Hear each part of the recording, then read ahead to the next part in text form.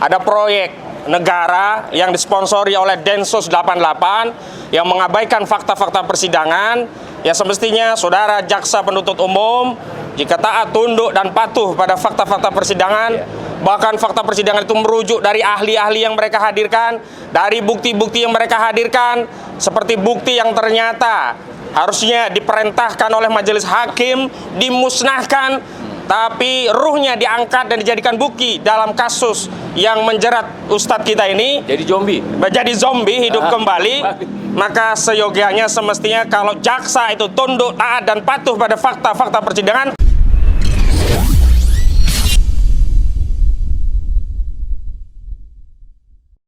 Agenda tuntutan. Beliau dituntut dalam pasal ayat pasal 13C. Ya, dan beliau dalam hal ini dituntut 3 tahun. Jadi itu adalah minimal, ya, pasal minimal dalam pasal 13 itu minimal 3 tahun, maksimal 15 tahun, dan beliau dituntut itu 3 tahun. Ini apa? Ini menunjukkan bahwa pihak jaksa sangat ragu dengan kondisi sebenarnya, dengan keadaan fakta-fakta persidangan. Demikian pula tadi kita dengar sendiri tidak pernah menyampaikan yang mana beliau terlibat dalam pasal 13 ini, ya, unsur-unsurnya. Yaitu adalah beliau katanya unsur-unsur itu kan mengetahui suatu perbuatan tindak pidana terorisme. Kita lihat dari tahun sekian itu tidak ada lagi tindak pidana terorisme. Tidak ada pemboman, tidak ada kegiatan apapun. Nah, dalam hal ini kelihatan sekali bahwa apa-apa yang dilakukan oleh ustadz kita itu adalah merupakan dakwah Islami, murni tindakan dakwah, ya. Beliau dalam hal ini diundang oleh siapapun, baik oleh kepresidenan maupun oleh rakyat jelata, beliau hadir bertiga, ustadz kita ini, ya, khususnya Ustadz Farid untuk dalam hal ini, untuk dakwaan ini. Itu kenapa kalau memang mau diperlihatkan, mau dibuka tentang tindakan-tindakan beliau selama ini, kenapa tidak sekalian semua, ya, dalam satu hari beliau bangun itu kan harusnya apa yang beliau kegiatannya kan adalah dakwah. Kemudian beliau dalam satu hari itu mungkin ada 0,1 detik ketemu kebetulan dengan orang yang dianggap sebagai anggota JI. Ya, itu kan suatu hal di luar tindakan hukum, di luar perbuatan hukum, bukan tindak pidana, gitu, ya. Upaya silaturahmi juga. Upaya silaturahmi, dan memang sebagai tupoksinya sebagai seorang ulama yang harus tidak bisa memilah-milah siapapun yang mengundang. Nah, kalau masalah JI ini, saya secara pribadi sudah 3 kali itu bertemu dengan wakil dari Kapolri. Saya menyampaikan ke beliau bahwa kalau memang JI dianggap terlarang, semua orang-orang yang mau ditangkap silahkan beritahu kami atau panggil mereka. Karena kenapa? Biar ketahuan siapa-siapa yang memang orang-orang JI, supaya apa tidak ditemui oleh ustadz-ustadz kita. Kalau kayak begini kan ada pembiaran, ada kesengajaan, dan ada semacam kerjasama dari pihak penyidik dalam hal ini membiarkan orang itu. Padahal mereka sendiri menyampaikan bahwa katanya JI itu adalah clandestine atau sel terputus di bawah tanah. Orang tidak tahu. Nah, begitu kita ketemu terus apalagi kita juga lawyer ini terancam juga ini. Kita setiap saat ketemu orang-orang yang berkeluh kesah tentang permasalahannya. Nah, ini sangat mungkin semua orang, ya, orang-orang yang kira-kira di target udah siap-siap aja anda, ya. Nah, untuk itu kita sebagai dari PH sangat yakin bahwa insya Allah ini sangat lemah, ya, sangat yakin, sangat lemah ini tuntutan ini, karena memang dari fakta-fakta sidang sudah sangat jelas, ya. Kemudian masalah tadi kita juga menyampaikan bahwa dalam hal ini kita dari PH mempersiapkan untuk melakukan pledoi. Tetapi kita juga meminta untuk diberikan fasilitas untuk melakukan koordinasi dengan klien kita, yang selama ini hak-hak beliau itu dipasung. Walaupun kita sudah minta kita berkali-kali meminta untuk dilakukan pertemuan ataukah diberikan kemudahan untuk melakukan koordinasi, karena beliau itu adalah orang yang dalam tahanan yang membutuhkan komunikasi dengan PH-nya, juga dengan keluarganya. Tapi ini sekarang pun tidak dibolehkan. Nah, ini betul-betul kita meminta kepada majelis hakim. Termasuk juga mempersiapkan beliau akan melakukan pledoi secara pribadi. Ustaz-ustaz kita, tapi kan tidak ada di sana, kan tidak dibolehkan memasukkan pensil, buku, alat pengetikan. Nah, ini semua ini kan, apakah kita mau membiarkan atau membiarkan sesuatu tindak pidana? Ini kan orang-orang yang tidak boleh dipertemukan dengan kliennya, orang-orang yang tidak dipertemukan dengan pengacaranya, orang-orang yang tidak dipertemukan dengan keluarganya, orang-orang yang tidak diberikan kebebasan untuk berkarya, itu melanggar hak asasi manusia. Apa kita mau membiarkan kejadian tindak pidana hak asasi manusia ini? Ya, di depan mata kita. Beliau dituduh sebagai dalam pasal 13C itu kan adalah mengetahui tindak pidana. Nah, sekarang kita melakukan tindak pidana, malah melakukan pembiaran oleh negara, oleh penegak hukum. Ini yang harus betul-betul juga. Ya, kita harus konsisten. Kalau memang mau menegakkan hukum, semua harus dilakukan tindakan hukum. Termasuk penyidik, ya, yang telah melakukan tindakan-tindakan di luar perikemanusiaan. Hak asasi manusia beliau terpasung. Pada saat dari awal beliau ditangkap, tidak dibolehkan untuk didampingi pengacara selama 14 hari. Itu jelas-jelas tindak pidana, dan itu sudah kita laporkan ke Komnas HAM. Kita minta Komnas HAM untuk bergerak semua. Dan juga kita sudah laporkan kepada Presiden dan kepada Kapolri sebenarnya, dan juga kepada DPR. Ya, dalam hal ini Wakil Ketua MPR juga dan Komisi 3. Kita sudah melakukan komunikasi dan membicarakan hal-hal ini, dan alhamdulillah baru satu diakomodir, yaitu sekarang dalam proses dilakukan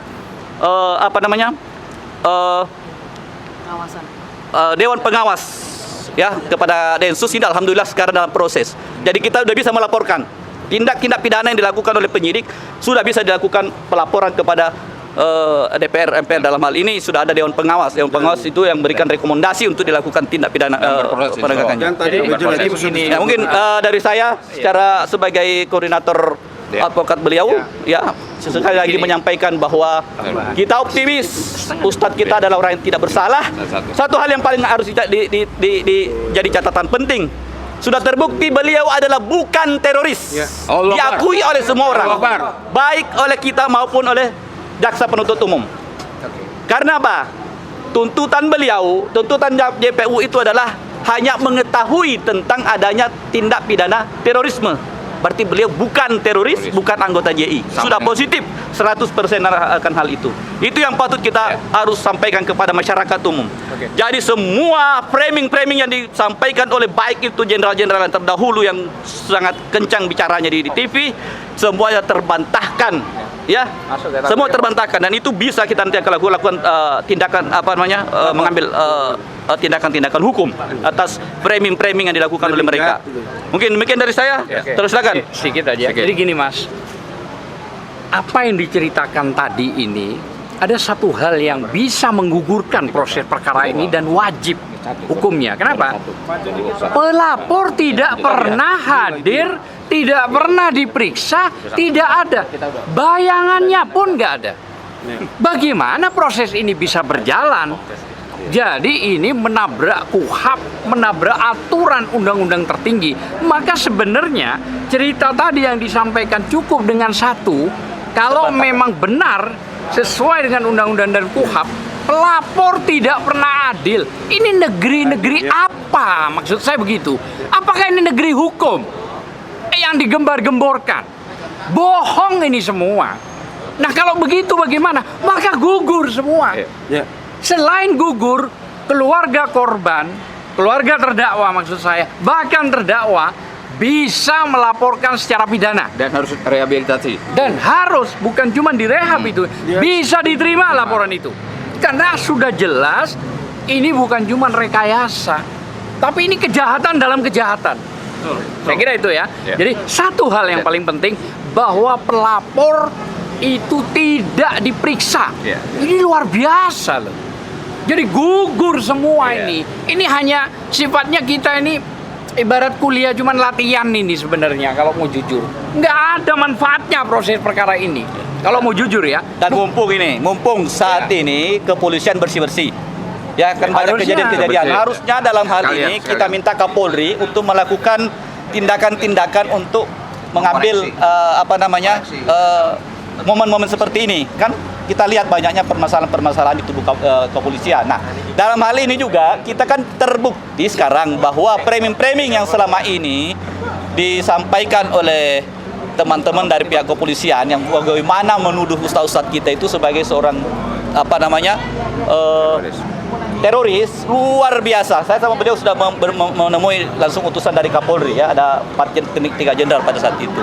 Nah, ternyata jauh dari mereka apa yang mereka tuduhkan. Jadi beliau sudah terbukti bukan seorang teroris, ya, hanya mengetahui katanya tentang tindakan terorisme. Jadi mungkin saya ingin menegaskan saja tadi ini buat perhatian buat pihak Polri Densus bahwasanya tadi perintah Majelis Hakim jelas bahwasanya kepada terdakwa harus diberikan kesempatan difasilitasi untuk membuat pledoi buat beliau sendiri, terdakwa sendiri.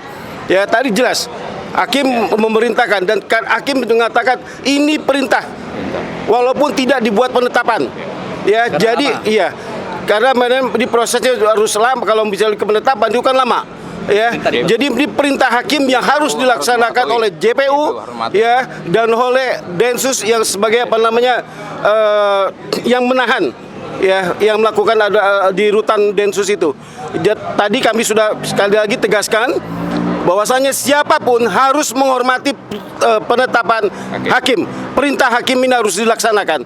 Ya karena ini menyangkut nasib dari ulama kami, terdakwa ulama kami ini yang jelas-jelas tidak terkait ya, tidak ada terbukti terlibat di dalam tindakan terorisme. Ya, makasih. Assalamualaikum warahmatullahi wabarakatuh. Ya, saya tambahkan saja, saya Juju Purwantoro. Jadi seperti apa yang diungkapkan oleh rekan saya, advokat Ismar, bahwa sampai dengan agenda sidang hari ini, penuntutan itu memang ternyata JPU sangat ragu, ya sangat ragu untuk memberikan tuntutannya.